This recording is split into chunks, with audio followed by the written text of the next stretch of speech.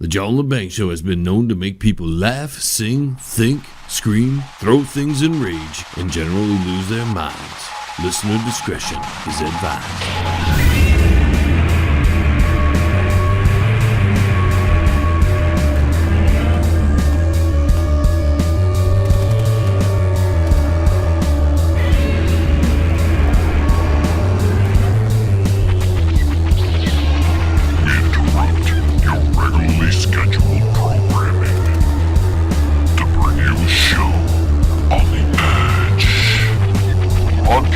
Worldwide and out to the greater universe, you're listening to the John Lebang Show.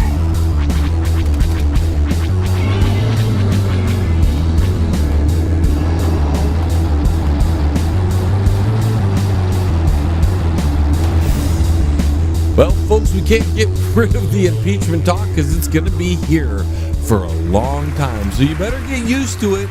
Not that I want to discuss it, and we'll probably pass on it sometimes, but it is going to be the focus. This whole Ukrainian thing is blowing up, and there's the good and the bad and the really ugly, and we'll get into some of that this hour. Now, later on, we've got a special guest for you.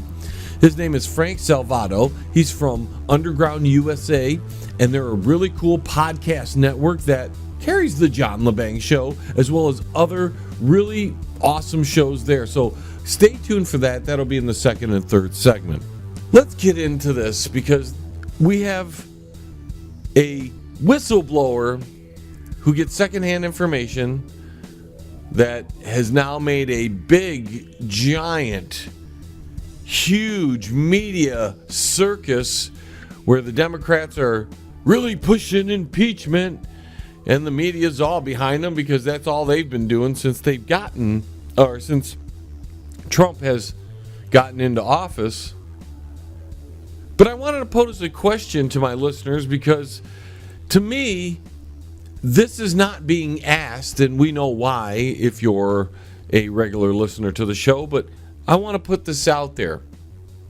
When is it clear that the leaders of the agencies charged with investigating illegal behavior have a vested interest and a clear bias to the destruction of a presidency? And if that is what is happening, are you allowed to investigate that corruption independently as a president? Because that's kind of what's in the forefront here. I'm of the belief that if that is what is going on, that President Trump is trying to do an independent investigation, I don't have much of a problem with it. But I'll tell you, the optics are a little disturbing. And, the reporting has been business as usual. And I keep wondering to myself, where were they during the Obama administration? And then you get Adam Schiff grandstanding. He calls it a parody. But I call it making up stuff on national television. But is impeachment even doable? Or is it flimsy? Does it even have any merit? Well, I've looked at the transcripts. And I have my own opinion on what was happening there. But this latest episode is starting to show the cracks even in the Republican Party. But is he getting close to something? Is that why we're seeing more and more come at him? And wasn't the Steele dossier exactly what is being called a crime now? This is now I don't know how many leaks have come out of the White House. And you wonder why Trump hasn't done anything to clean house a little bit better. He knows they've been spying on him from the very beginning. Yet he hasn't done a really good job at cleaning house.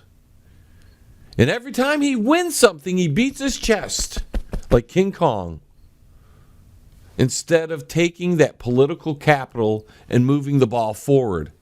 He gets a first down, and then takes a knee. He just jumps around. Yeah, first down. Dude, you got 99 more yards to go, bro. Or at least 90 yards. Because you started behind the end zone. But we got a whistleblower with secondhand information. A Democratic Party that has looked for every single reason they can to get rid of this guy. A media that is complicit in that. We have foreign operatives giving information to the Democrats, and that's okay because they want to investigate Trump. But if Trump wants to, he goes, I mean, this is my opinion on the transcripts. He was like, hey, bro, good job winning the election. Congratulations. You know what you should do? You should really check into that corruption that's in your government because there's a lot over there, too. We kind of know that. And check into this, and then check into this guy. He didn't say from any of the transcripts that I can see, and nobody is even claiming this outside of Adam Schiff's little grandstanding parody there. He didn't say, dude, listen, you ain't getting crap from us unless you do this. And see that political opponent? I need as much dirt as we can get on this guy. He didn't say that. He said, hey, man, there's corruption in your government. We know about it. You've helped us before in the past, your government has, with information. We're helping you back out. I mean, there is a treaty there. So, there's some corruption in your government. And you might want to look into this over here and this guy because there's things going on. And we'll talk about that here in just a moment. Because what I think is going on is projection. You know, it's a common way of deflecting attention away from one's own bad behavior and placing it on another. It's the, I didn't, but I'll accuse you of doing it. Especially when one's actions are being examined under a microscope. And that's what's happening. People wanted the swamp drained. So we wanted to look at everything to get a clear picture. But over there, the ones that project things, just throw charges at people. Just throw charges at someone. Maybe it'll stick. Even without evidence, and continuing until the spotlight is off of them. And that's what we're seeing right now with the Democrats. Here is a party that has engaged in all kinds of criminal behavior. Hell, they anointed the biggest criminal in the history of the world, in my opinion, to be their candidate for president in 2016.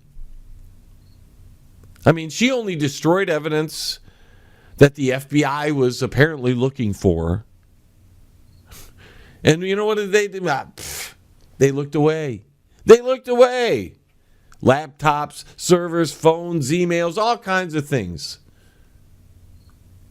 Just happened to not make the evidence room. And this is all public record.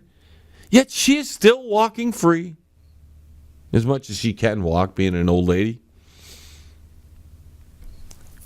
And while she is able to collect large sums of money to speak along with her comrades and have all these accusations continually thrown on Trump, she's making all this money. Doing a speech here, an appearance there. They throw things like collusion, racism, being a meanie for separating children from people who may or may not be their parents. We don't know, but hey, you're the meanie, Mr. Trump. You were the one doing the election meddling, right? But all those are just projections of their own actions. Now we have the phone call gate. The people just had an election. They elected a new leader in the Ukraine.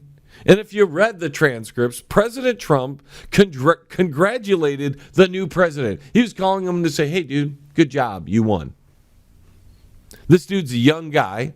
And here's Trump, the most famous man in the world right now. Remember that, folks. He is the most famous man in the world right now. And he didn't do it on his own. No, the entire left wing, the media, the Democrats, all put his name out there.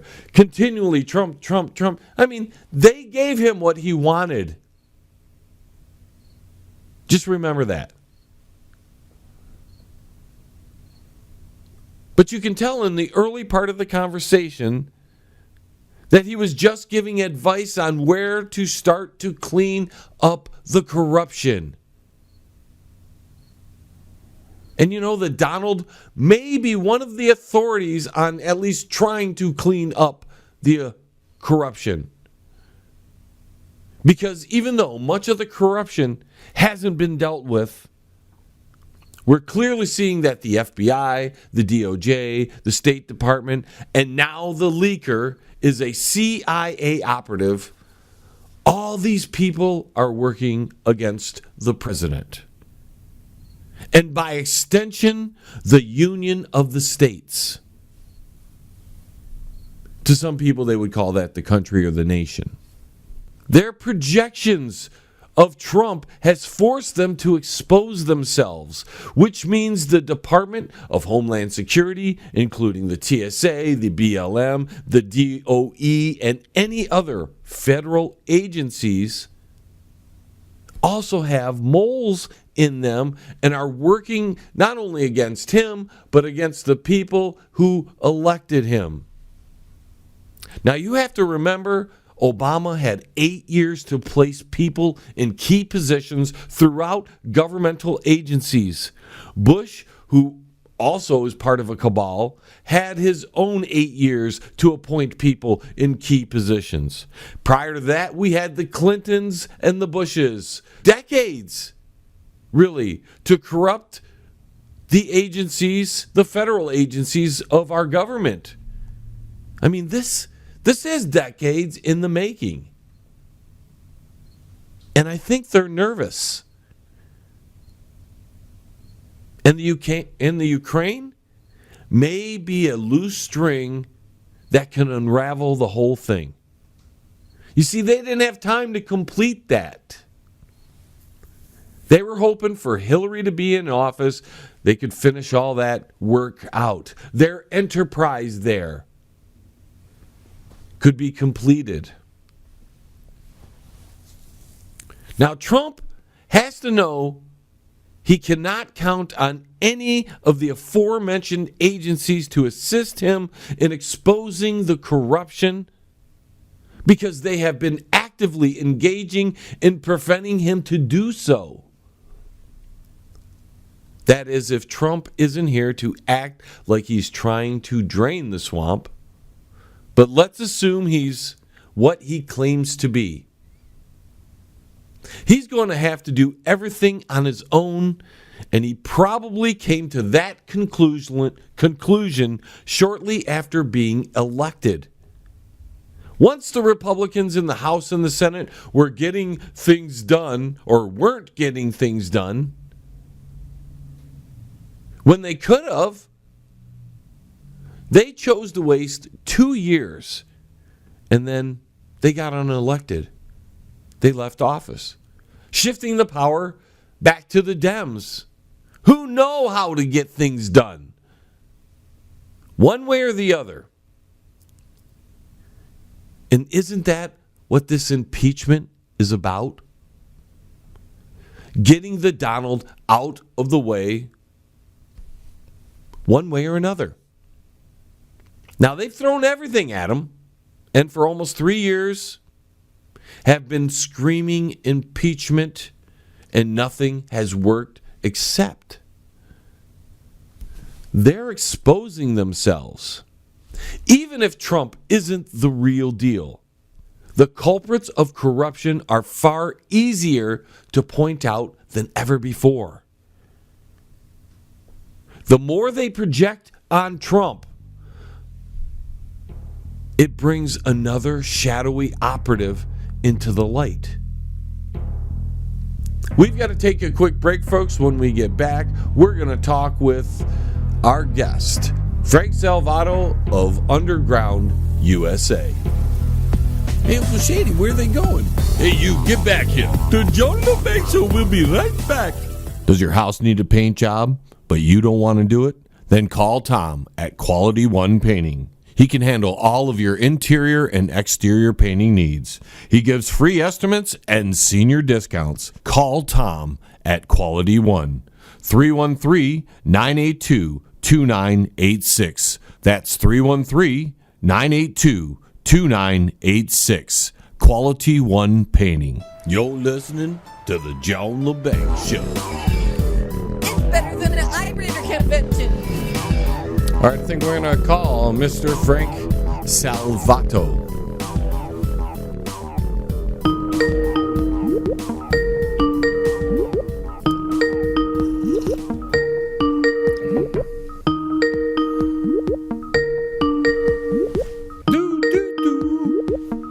There you are. Please welcome to the show Frank Salvatoof of Underground USA. This week coming from Chicago, Illinois, instead of the Panhandle of Florida, in town for my 40th reunion, which I may or may not attend, depending on how my day goes today. So we shall see. But we got a nice Indian summer here, so I'm not having to wear a coat, which for a transplanted Chicago and Florida is a good thing. We've got the big impeachment. Why don't you give me your take of what's happening from your point of view? Well, Democrats have nothing. They were when they came off the election of President Trump, who I believe has his own foibles. I'm not a dyed-in-wool Trumpster. I question him when I think he's doing things that are questionably as well. But he's been keeping his promises that he made in the campaign trail. So far, I have to say that I got to give him an A. When they came off the election, they realized that the country had taken a turn away from traditional politicians, and it scared the heck out of them. So they have been trying at every angle to recapture the narrative from him. And the one ace in the hole they thought they had was this Trump-Russian collusion thing. And when they started there were people like Maxine Waters who were screaming impeachment before the election was even done. But more of them started jumping onto that bandwagon who exist on the fringe directly after he was elected, banking everything on the Trump-Russia probe, and it didn't pan out for them. So when you're all in, when you've got everything on black and that wheel is still going around, but the ball's been dropped, you got to stay with your narrative, and it's a stupid narrative. They've got nothing. So, when you look at the Alinsky rules, keep the pressure on is one of them, and you get to a point where, we're too invested on this not to do it. So they have to keep thumping impeachment. Anytime something can come like this Ukrainian thing, which if you read the telephone conversation is nothing. No, what I noticed is the worst of it, if there is a worst of it, and the points that they're trying to attack, is he kind of says, hey, you need to look into this. And, he never once, in my opinion, ever insinuated that you need to look into Joe Biden for political favors to us. He never said that. It was just, hey, you should probably check out this and then check out Biden. That's about all I could get out of it. And isn't that what presidents do? Didn't the Obama administration listen? Isn't that what the Steele dossier is about? When the text of the conversation between Trump and the Ukrainian president was a responsible dialogue. Here's the leader of the free world and an influential country talking to somebody who is an ipso facto ally of this major country, and they're talking about the way their governments are going. And so here's someone saying, you know what, we noticed something fishy over here. We know that your ex-prosecutor or your former prosecutor from the administration before got sidelined on this. There's some stuff to this. You may want to consider keep going on with that investigation. That's all above board talking about malfeasance that's happening in government. That's good government being executed here. Not collusion or bad government. And the one thing I like to point out to everybody when I'm talking about this, when you look at the verbiage that the left is using, especially the Jihad Squad and Nancy Pelosi, they always use words like improper and inappropriate. Well, those are subjective words. You know, Mr. Trump's communications with the Ukrainian president were inappropriate. Therefore, we must go forward for impeachment. Improper by whose definition? By the left's definition, sure, because they're not being allowed to continue nudging the country to the left. That it's inappropriate because he's not playing the political game that Washington is so incredibly used to. So yeah, by their standards, it's inappropriate behavior, but by the people's standards, this guy's doing it the way a normal person would do it, not a career politician. But we're starting to see the cracks in some of the Republicans as well. Is this possible, this whole Ukrainian thing? There's a lot more people tied into this, and this may be, because we've heard it for a long time, and I'm not as positive on Trump as you are, but I give him a C. But that's because of Obamacare Sure. and some other things like the border wall not being built when he promised that. But he's trying. You give him that, even though some of the... But is it possible that there's so much involved on both sides of the party that this is the one that could pull the strings? You get Q and all that talking about all these things that are coming and coming and coming. You hear Sean Hannity, things are coming. Is this the one that could set, and why? And that's why they're in full press mode at the moment? If we truly have an independent and above board attorney general in Barr, then the investigations that should be launched into the national political class should be muddy and devastating for both parties. Because besides the fact that when they get on camera they have to go hard to the right and hard to the left, when you get into the bars and the events and the social things in Washington, there's not too much difference between any of them. Everybody pats each other on the back to get things done. All the staffers know each other. The deals behind closed doors always happen the way they've happened for years. That's why when people say, well, we voted in change in Washington when we vote this congressman in or this senator in, that's the biggest joke that there is. Because if the staffers don't change, then nothing changes. The staffers still do politics the way it's always done, and it could go forward if the House and Senate didn't even meet 1 year. That's the way that business goes. So, yeah, I'd love to see an investigation into the whole of the federal government, the agencies, the departments, and everything else. When you talk about the State Department, it's still corrupt. You talk about the DOJ, we're just seeing the cream being disrupted on top of this cauldron of corruption. But we've seen the DOJ, we've seen the FBI, State Department, but now the latest whistleblower, quote unquote, CIA. Do you notice all the ABC's agencies are now circling the wagon with the Democrats and the media? Yeah, we had I still have a publication, but it's not website based, it's Facebook based, because I was doing a little experiment called the New Media Journal. And when years back in the 2000s, I and 5 of the writers decided to do a 360 examination of Hillary Clinton's senatorial campaign. And what was blatantly obvious in everybody's examination was the fact that the Clintons were placing people in mid-level executive spots in all of the agencies and all of the departments that were career appointments. And as we saw most of this stuff start to happen in the Obama administration, and when people were screaming for investigations into the Clinton Foundation and why did Benghazi happen the way it did, when the DOJ or the FBI was actually inserted, or the State Department investigative arm was inserted into the mix, all of these investigations stalled, even though there was evidence to move forward. And that's because all the people that they had appointed during her husband's administration were blocking the investigations.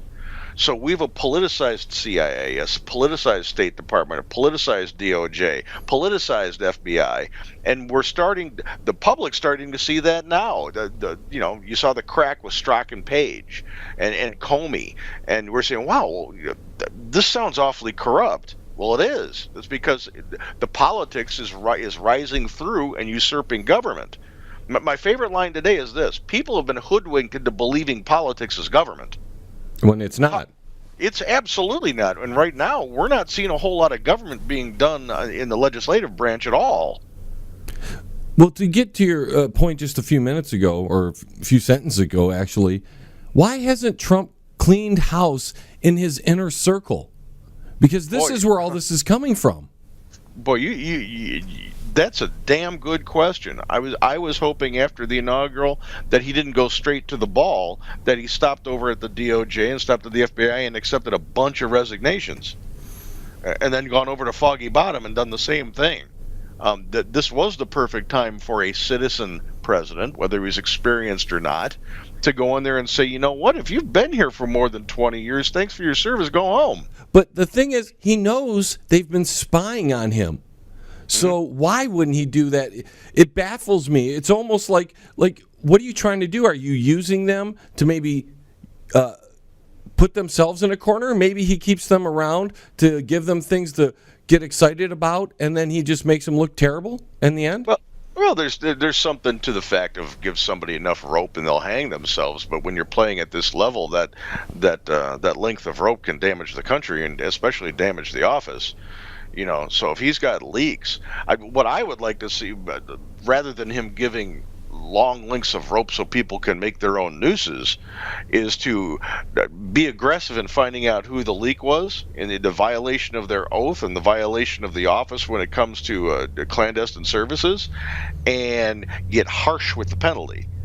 You know, we've seen this over and over, and the complaints come from actually all over the place, whether you're Democrat, Republican, or whatever. But outside the elected class, people are starting to be a little sick and tired of the two-tiered system of justice we have in this country. If someone who's elected to office does something, they figure out a way to make sure that their wrists is slapped, and that's about it, and you can keep your office and everything else. A perfect example, Adam Schiff. Oh, God. You know, the man's the chairman of this committee that has subpoena power, and he read the same telephone conversation I did, and I didn't hear any of those words used in what he said and what he's contending. They should not be talking only censure of this guy. They should be talking expulsion. Yes, he was making up stuff on national TV to get sound bites. And you know the media is going to try to run with some of this. Oh, absolutely. Rachel Maddow is probably right now. She's just coming out of her convulsion of joy. You know, you can't have this. Nadler, he keeps saying, "Well, these crimes have been committed." Not, you know, a crime has to be adjudicated. It's not just something you throw out there. You don't call someone a liar and then go out to try to figure out where they lied. You don't claim a crime unless you investigate it first and the evidence points towards a crime. So far, there's been no evidence about anything that anybody who's screaming impeachment is marching towards. So when you act in bad behavior and politicizing an event or an issue to a party's advantage when it's based on non-truths, when you're an elected official and you do it on the floor of the House of the Senate, those are violations of ethics laws, and they should be dealt with. Nadler should, same thing, censure or expulsion. Cease what you're doing or you face censure or expulsion because you're politicizing a governmental branch. But with Nancy Pelosi there, that's never going to happen. No, it's not, and that's the sad thing. You know, Washington said in his farewell address something that should echo in everybody's head, and I paraphrase that factions will be the demise. Beware factions. Factions will be the demise of the republic. And what he was talking about were the political parties. When politics usurps government, nothing good happens. And right now, we've got a government that kneels at the altar of politics. Yeah, they've got nothing done outside of. What was that omnibus bill? Which, see, there's some things right there that bother me about Trump is that he signed something that puts us deeper into debt when one of his campaign slogans or what he was preaching about was the fact that we got to stop this national debt. And he went ahead and signed that. So he's at me as the onlooker goes, come on, dude, what's going on there? Yeah, there was that was a disappointment. That's why I said I'm not a Trumpite. It's very easy to do something in Washington to balance the budget, but nobody wants to do it, and that's to say that you can't tack on amendments to bills. Everything has to be standalone. Don't tack on amendments. If you're going to bring a bill to the floor, vote on it so I can see how you voted. It takes away that plausible deniability of well, I had to vote for it because there was something attached to the Veterans Affairs. If you have to vote on everything as it stands, then bad pork-filled bills have to die. Otherwise, you don't get reelected. But the game in Washington is tack a bunch of them together so there's something distasteful in there that slaps somebody on the back when we have to make sure the military's funded. You want to balance the budget? Make everything a standalone bill. Period. Don't marry it to anything. And then pass that. You want a constitutional amendment? That would be awesome. Yeah, but we'd never get a constitutional convention with the current political strife that we're having because nobody could agree. It would just split the country even more. Don't move a muscle. The John Lebang Show will be right back. With lots of fun and excitement. Yes! Are you in need of commercial or residential window cleaning? Do you need your office cleaned? Maybe custodial work? How about some gutter cleaning? If you do, then call Pane in the Glass for a beautiful shine that's crystal clear. Call Pane and the Glass. You can find them on Facebook at Pane and the Glass. Hey, man, it's at the bottom of the hour, man. Do you know where your kids are, man? If you want to contact the John Lebang Show, feel free to send an email to jlebang@live.com. And if you're on Twitter, look him up at John Lebang. And don't forget to go to his Facebook page at The John Lebang Show. Banger. Now here's John. And it's almost like that's the plan of the Democrats. Either they will, I think they want a civil war, but if they're in charge when it happens, they want to be able to blame it on the right wingers. But if they're not in charge, they can make their people crazy enough to maybe force that to happen. I think the 2020 elections may force that. Well, when you look at the two things that the progressives have been using since the dawn of time and through the 60s especially, it's the application of Alinsky rule, the direction of Alinsky rules, and the application of Cloward-Piven. So when you look at the one Alinsky rule, it says keep the pressure on and always have something in the wings as a viable solution to the problem that you create. Then when you look at the individual issues like the border, they are overloading the system at the border, which is the Cloward-Piven strategy, to overload the system till it crashes, and they're sitting here with an open borders type of solution to it, so they can move this country from what it was originally meant to be as a constitutional republic into a democratic socialist state. So they try to crash everything. So when you create chaos, that's what they want, is the chaos, so the people start screaming crisis so they can introduce their solutions, because no matter what you do, it's just human nature. When there is a crisis and a panic, the person with the best sounding plan usually ends up getting the power. And that's what they're hoping. We're speaking to Frank Salvatoof of Underground USA. Frank, he just won a big victory. It wasn't, a month ago when Trump and the whole collusion thing kind of fell apart with the Mueller report. So he had a chance to really do something at that moment because he had some political capital at that time, and he really didn't do a whole lot besides beat his chest. What's going on there? We do know that he likes the camera. And he does like the microphone, and that's something that drives, as an aside, that's something that drives the Hollywood crowd just crazy, because they see him as sucking the air out of the star power room. Why he doesn't move forward with the kill shot, and I know, that there's going to be some people who heard that and go, "Oh my God, he's claiming violence." I'm not. It's a term. So settle down, Sparky. Why he doesn't follow through with a kill shot on a lot of these things is a question that lingers. When Comey did his thing with the FBI, he should have announced this is a perfect time to let's examine the FBI to see how politicized it is, and let's make it the law enforcement agent it's supposed to be and expunge politicians. The whole country would have been behind him on that. The pressure he could have applied in the social media community would have been overwhelming. There would have been no choice. Even Democrats would have had to say we have to clean it out at that point. But he doesn't want to walk across that line. I don't know. It's a great question. One I'd love to pose to him off camera so you can get an answer that's a little bit more heartfelt to him. He does tend to go for the soundbite when he gets in front of the camera and the microphones, and when he gets on his Twitter pad. He knows what he's doing. He's trying to do the Reagan thing where he's bringing the message directly to the people, but he can be a little jaded in that. So. But why he's not taking the kill shot, I don't know. Why he didn't walk in immediately after he got the tax cut passed and say, now's the time to reform the tax code. Let's get rid of this and let's do something dramatic. He would have had the entire country behind him. The entire country, and they would have forced it to happen. But he pulled back from that too. So your observation is spot on. He gets these victories, and he could take the next step to do some great things that would put him in the history books, like in granite. And he just tends to pull back on the reins a little bit. It is a quandary. In experience, maybe in the political realm? It could be, and it could also be the people who are surrounding him who have been in the political realm, telling that you can't bite off more. You got to give him something, or they'll come after you doing this. He came in being the bull in the china shop. The bull named reform or break the mold, and. People in Washington who end up, this was I was talking about the staffers for the House and the Senate.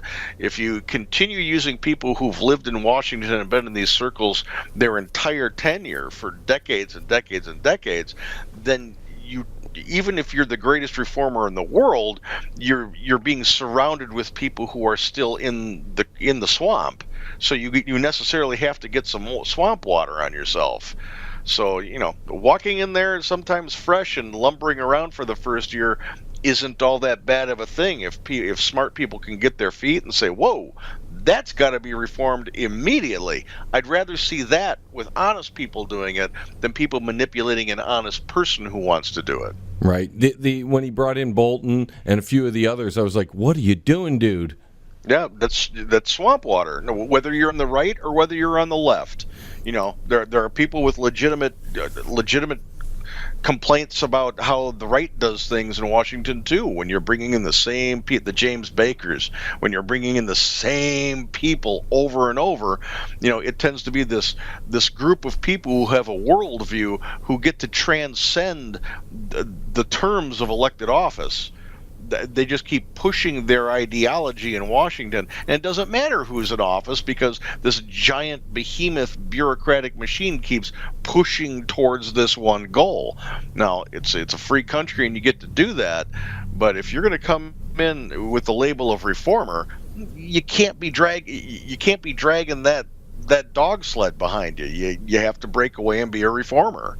Right, it's just going to drag you down, and that's where we're at, because when it's clear that the leaders of agencies charged with investigating illegal behavior have a vested interest and are clearly biased to the destruction of your presidency, with this whole calling of the Ukraine president here, which just happened to be a new president that he did congratulate for winning, people are kind of pushing that aside. But are you allowed to investigate corruption independently if you're a president? You can do whatever you want if you are a separate co-equal branch of government in the executive branch, and the president is the leader of that branch. And in that branch are all the departments and all the agencies. They serve the president at his pleasure. So if here's the man who is the top diplomat. He runs the State Department.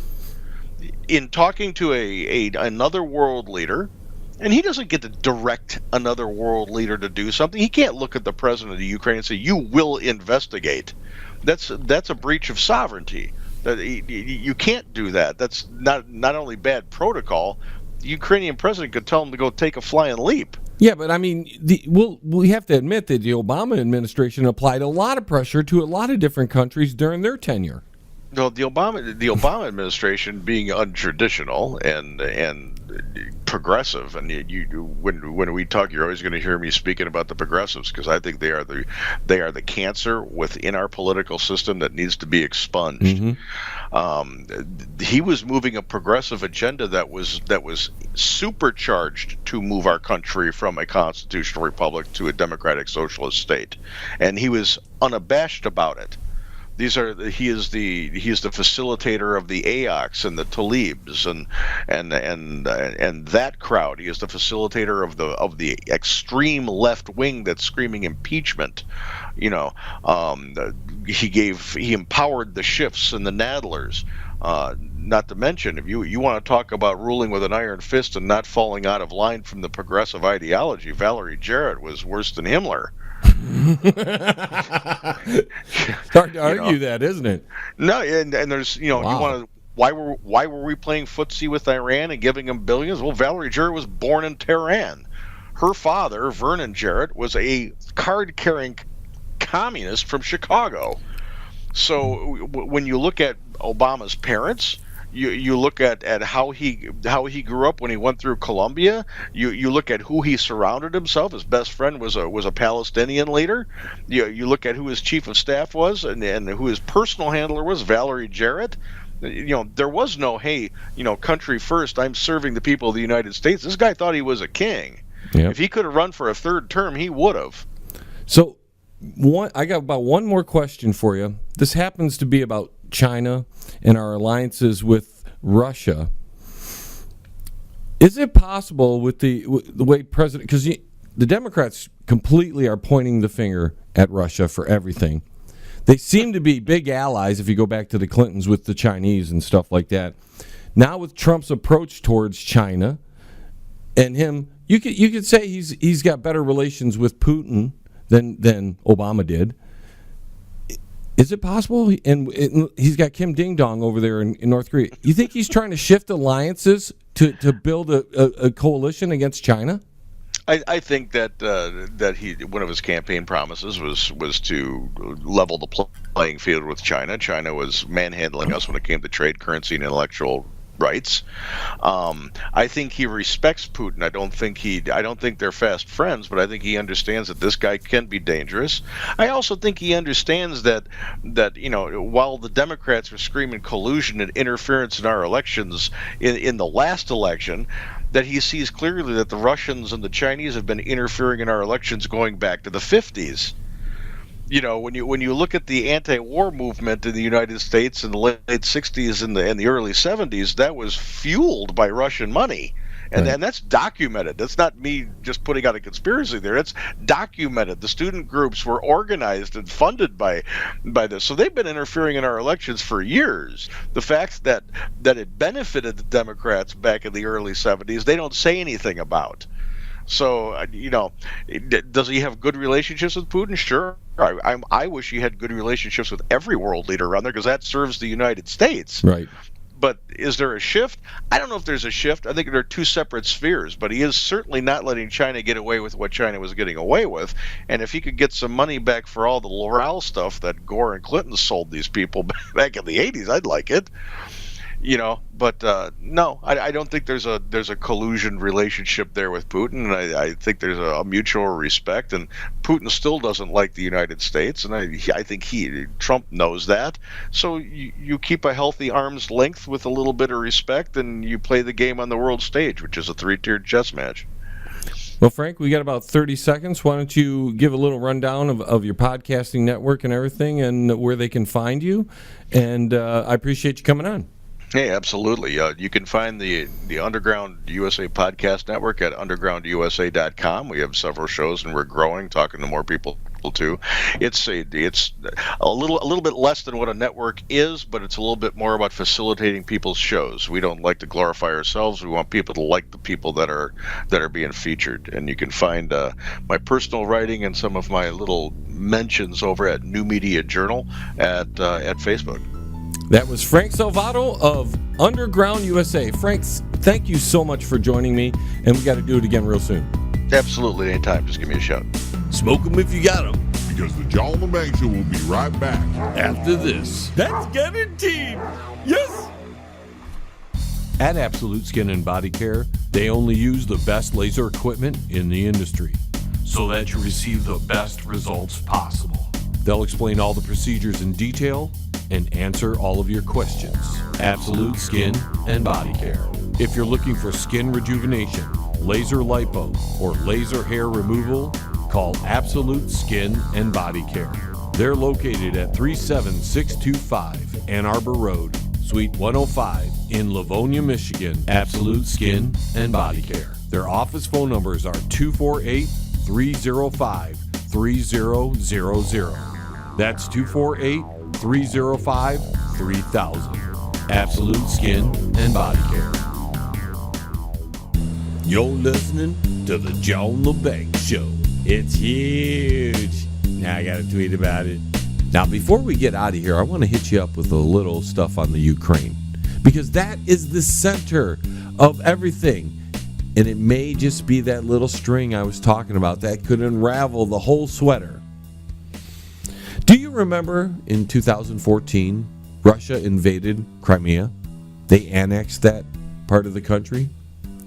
Well, President Obama was president at the time. And what did he do?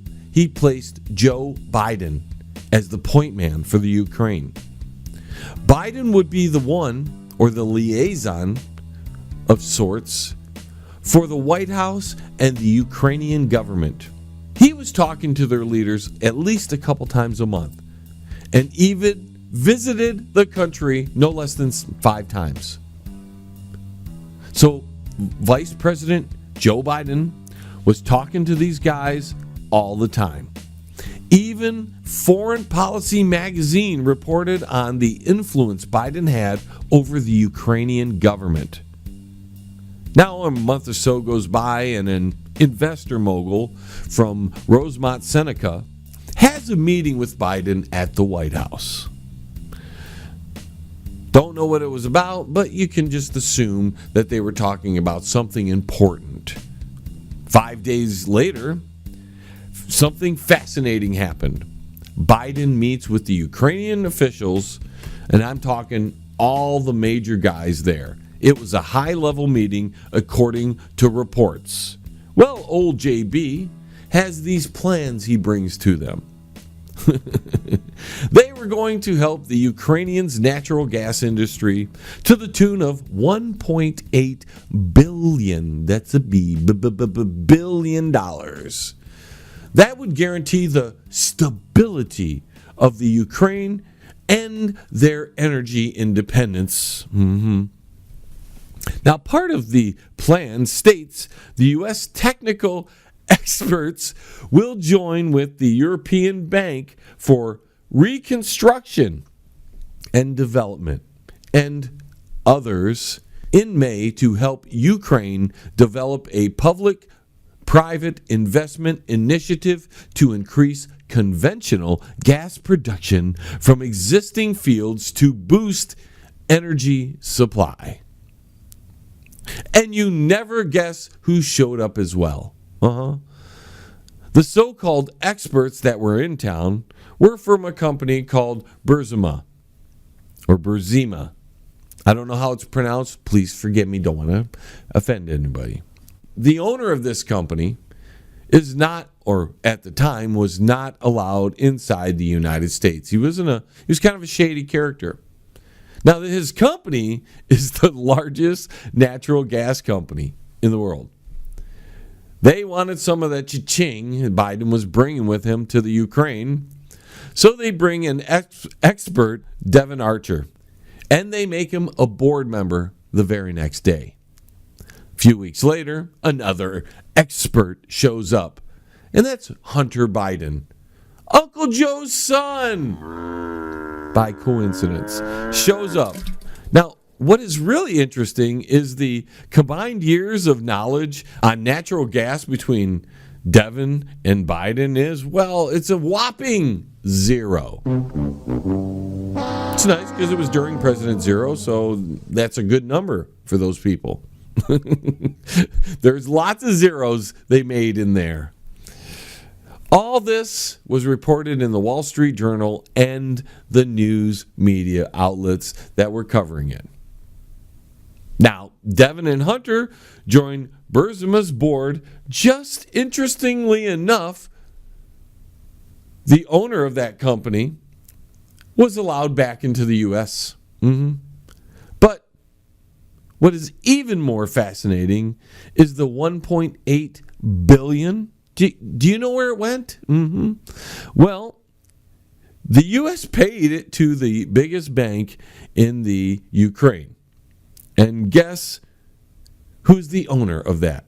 Well, it was the same guy who was banned from the U.S. and who owns the largest natural gas company. Isn't that interesting, folks?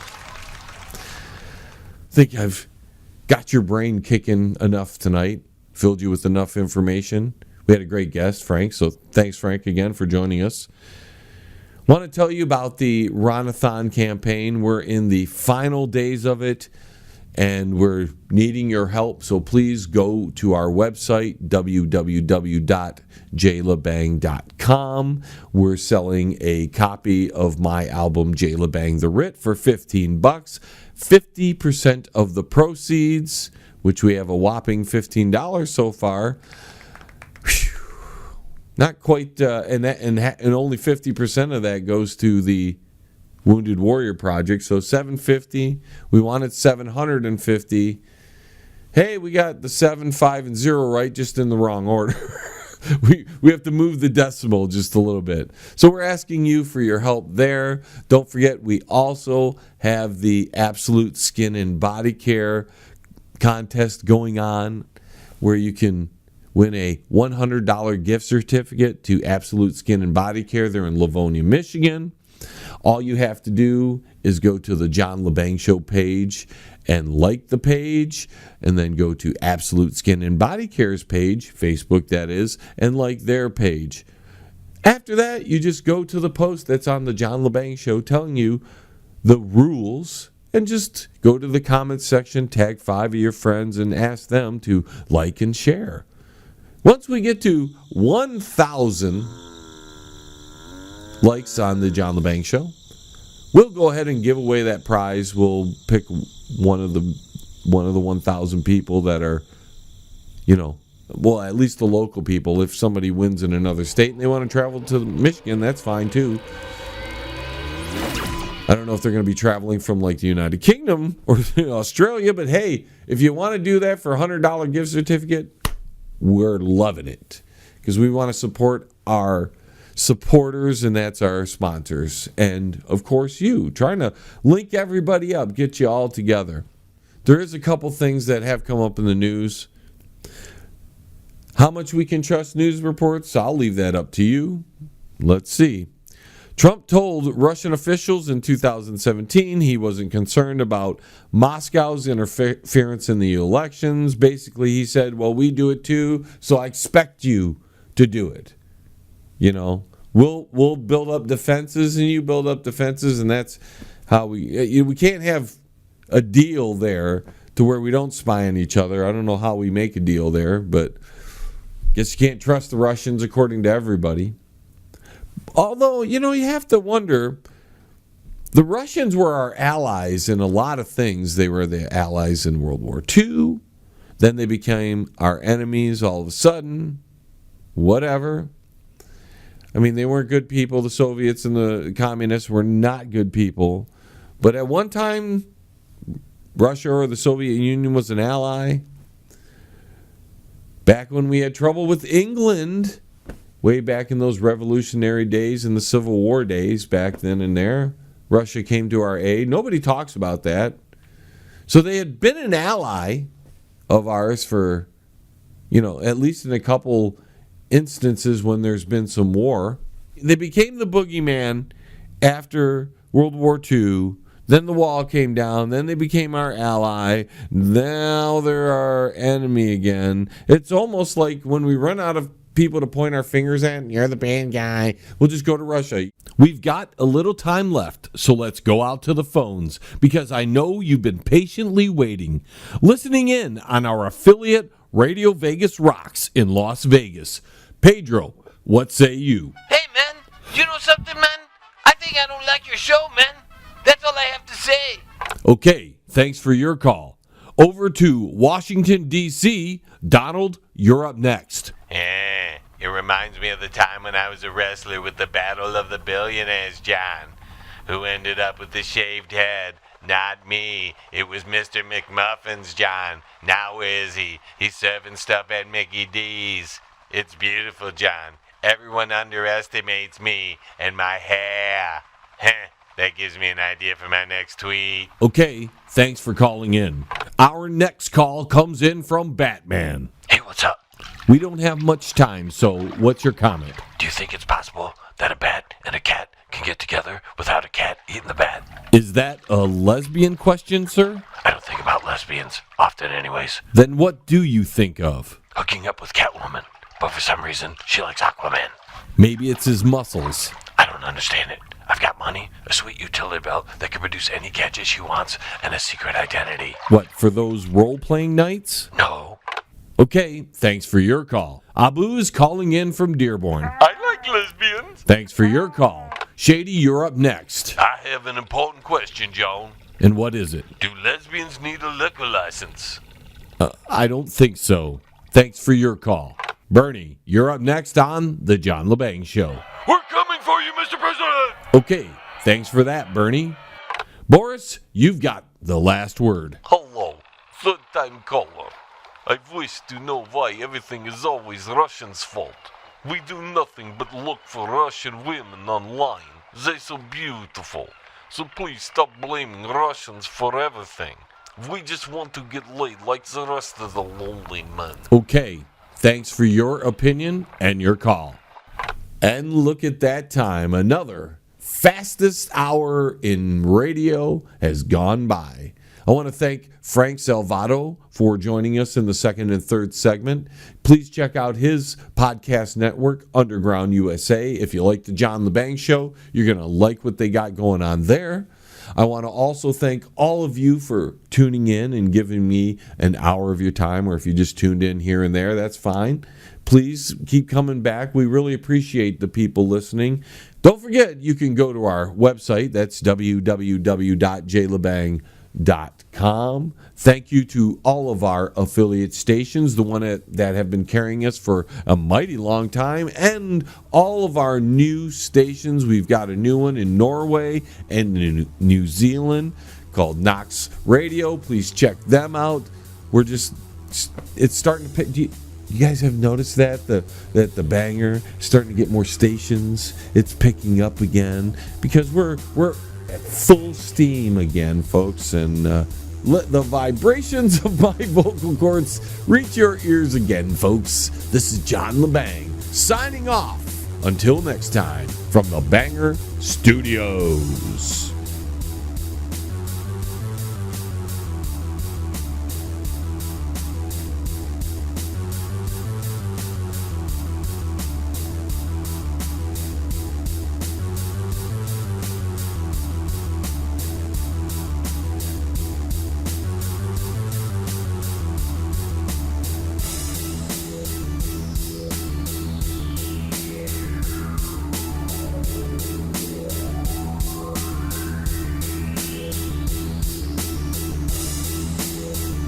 T-minus 10, 9, 8, 7, 6, 5, 4, 3, 2, 1.